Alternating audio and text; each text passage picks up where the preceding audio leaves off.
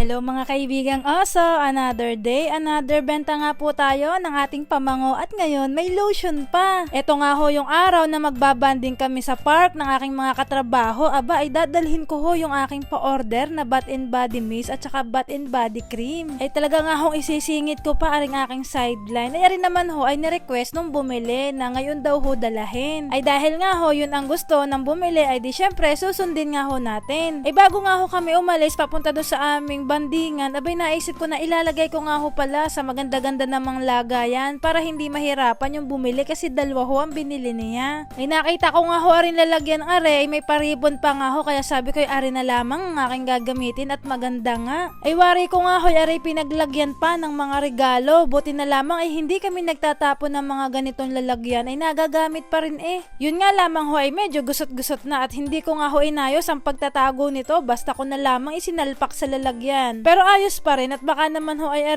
hindi rin masyadong gagamitin ng aking pagbibigyan. Bali nga ho nakadalawang item kagad kami ni Ate Virgie ng benta ngayong araw ay talaga nga namang nakakatuwa. Kada may na-order nga ho sa amin ay talaga nga namang kami tuwan-tuwa ni Ate Virgie sa pagbabalot, sa paggagayak, sa pagdi-deliver. Minsan ho hindi umaayon sa amin yung mga pagkakataon dahil may mga kaunting aberya lalo na kapag magpapadala kami sa konbini pero okay na okay pa kasi nasusolusyonan naman. Ay di nung nandinin na nga ho kami sa park at nagbabandingan na nga ho ay di inilabas ko na aring in-order ni na ate at pinakita ko nga ho ay gusto nga daw hong maamoy. Ay para nga ho maamoy ng ayos aring ating pamango na nabenta ay i-spray daw ho ni ate sa kanyang balat. Bay napakalakas ho ng loob ni Ate Rensis ay siya naman ho ay may allergy kapag nga ho nakakaamoy siya ng mga pabango ay talagang hinahatching siya. Pero so far naman ho ay nagustuhan ni na ate ang amoy ng mga pamango at saka nung cream. Ay lalo na nga ho aring fairy tale na body cream nagustuhan ho nila ang amoy at napakabango naman talaga. O edi ayan ho, natuwa ang ating mga kaibigang oso. Ako naman nakabenta.